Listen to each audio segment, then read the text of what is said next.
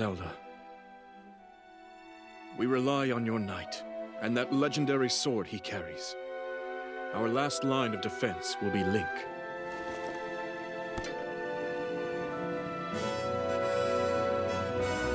Link. Hi, I'm Maheen Kassor for Games Radar, and I'm super jealous, but also very happy to be sat next to Joel Frady, who is reviewing Tears of the Kingdom. How are you? I'm tired.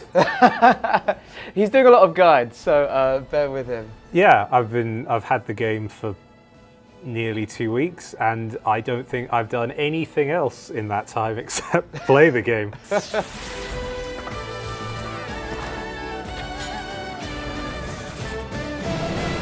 It's really good that it's a good game, or I'd be feeling very burnt out right about now. Okay, that's a good start, guys. It's good. We can confirm it is, in fact, good. It was worth the wait. So there are some things that Joel's not allowed to mention. Just tell me to shut up if I ever ask any of those things. But without further ado, let's get straight into it. So, first of all, I want to ask, with Breath of the Wild, one of the most annoying things was when weapons were breaking and stuff, and in this new game you've got like the fuse ability. Does that fully replace that mechanic, or? No, it's the solution to it.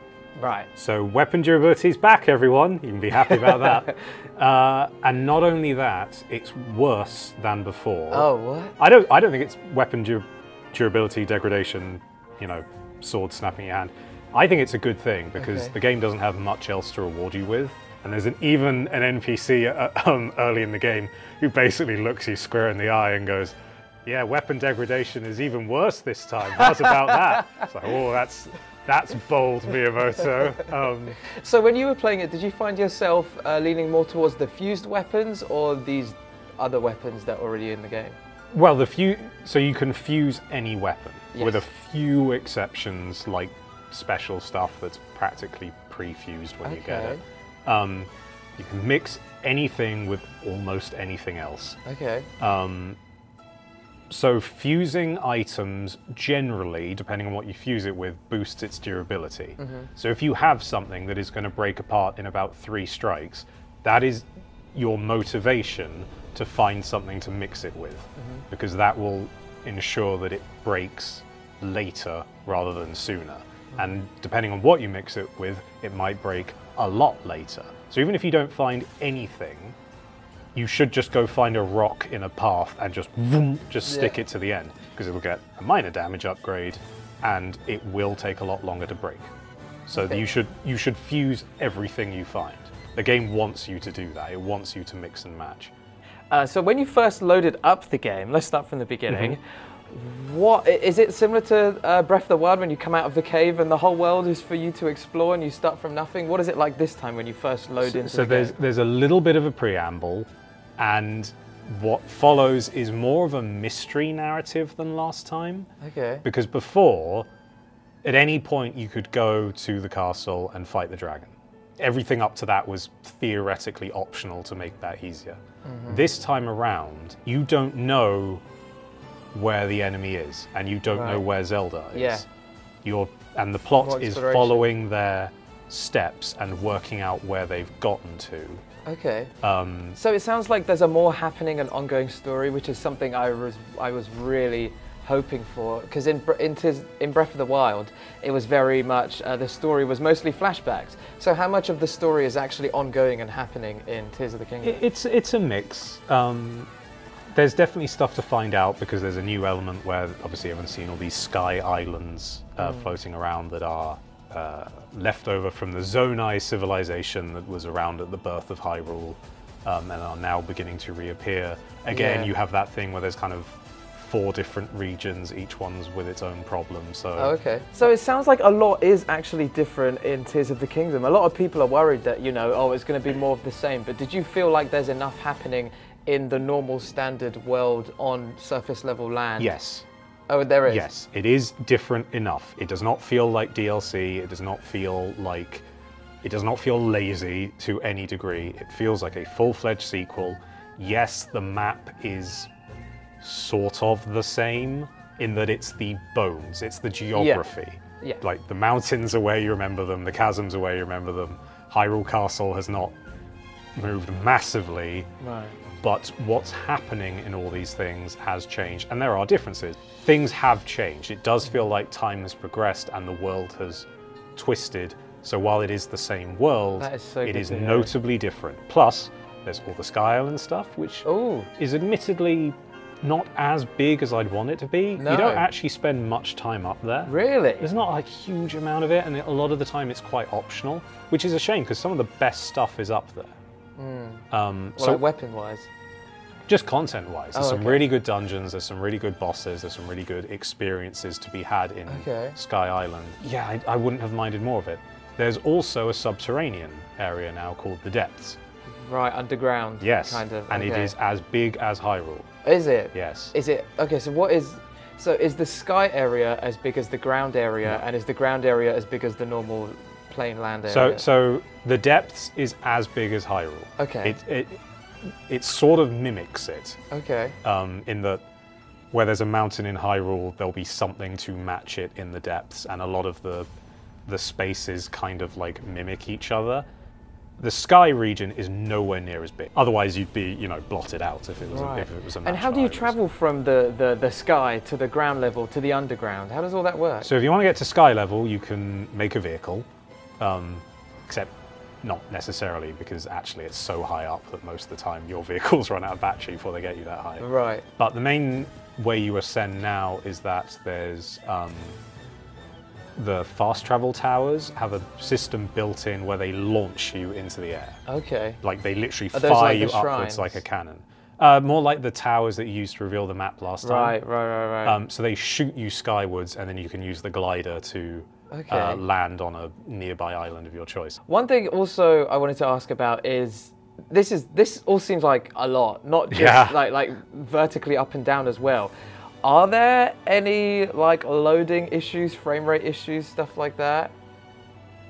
Not hugely. Okay. Now it no. It's not bad. It's not. Okay. So Breath of the Wild basically held itself together just about. Yeah. I would say this is another just about, maybe a shade little more shaky.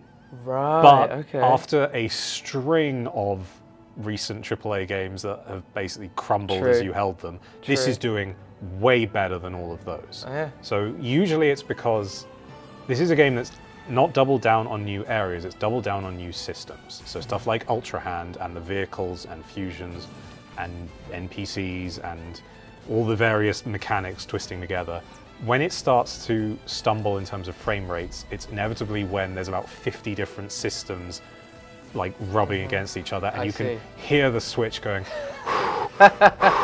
this is a lot.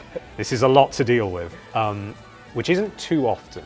I'd call it a B, like a B grade thing, where every now and then, if I was going down the chasm, there'd be a bit of lag because you can tell that it's clearly unloading what's above and quickly loading what's below, or if the vehicles got too complex because they're not really vehicles, they're a bunch of disparate pieces glued together, so the game has to kind of work out how they all interact constantly rather than it being a single untwisting like NPC thing effectively. So as a huge Zelda fan myself, one thing I really did want to see is more diverse temples. Like what's the shrine, temple, divine beast situation, as much as you can say?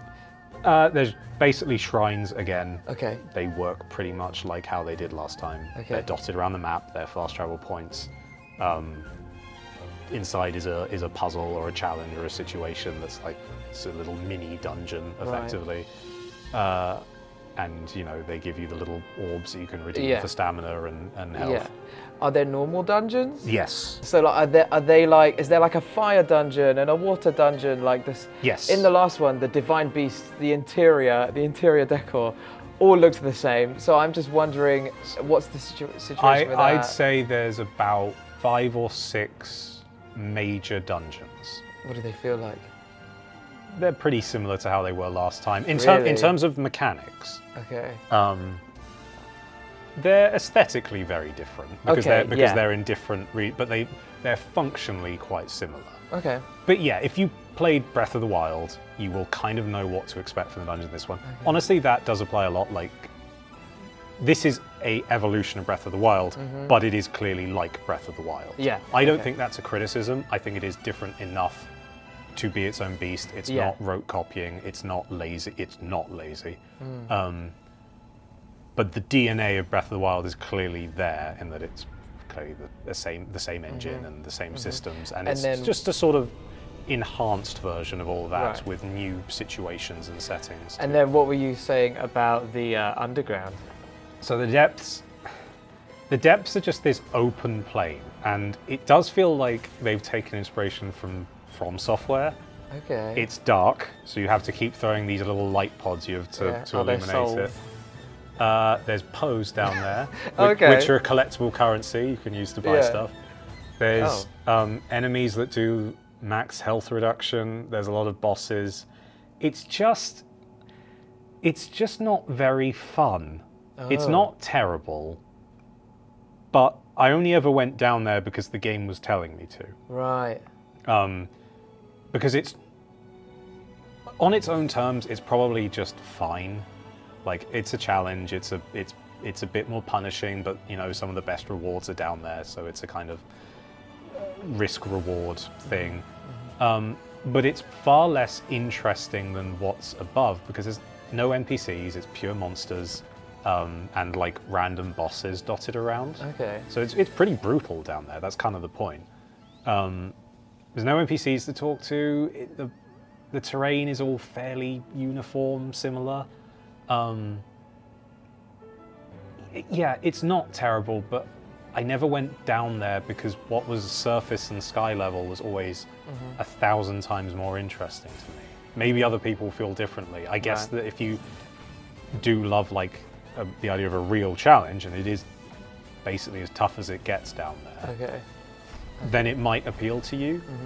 And finally, a lot of comparisons, and people are hoping that it's going to be like, you know, the Majora's Mask to Ocarina of Time kind of comparison sort of thing. But how dark would you say, you know, in story, in aesthetic, in general, is Tears of the Kingdom? I really want it to be dark. It's not. It's definitely not like Majora's Mask, which had that creepy carnival tone. Yeah. I'd say it's tonally not too dissimilar from Breath of the Wild. Okay. I'd say they share a kind of quiet melancholy. I guess if anything, Breath of the Wild had it a little bit more because it felt like that world was basically slightly post-apocalyptic. Yeah. And was and you know. Oh, so this is happier. Well, it's in a period of rebuilding, as I said. Yeah. Like, Zelda is back at the beginning of that game. Yeah. Link is back. Everyone's trying to recreate Hyrule. Yeah. And then things go wrong. So I guess it feels like it's a bit more emotionally involved because there's now there's more of something at stake. It's not a dark game, I would say. Cool. That sounds good. Whether that appeals to you or not, then, you know, that will be personal taste. Is there anything personally you want to get off your chest about this game? Oh God, there's so much to talk about. You can say no. Well, no, there's about 50 things I want to talk about.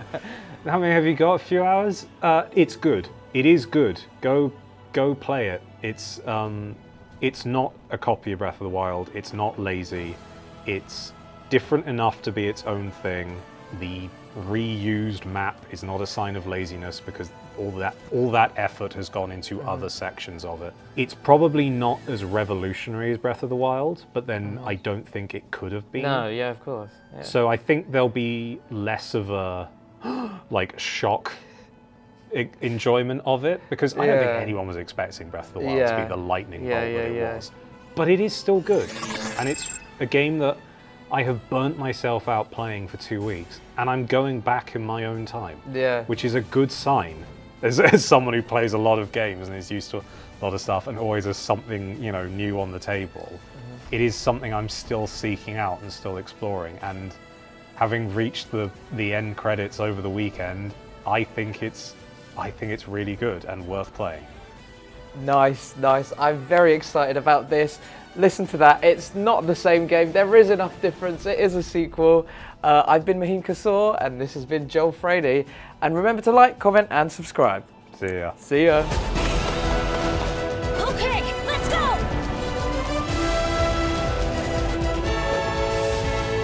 But you are not alone. Link. You are our final hope.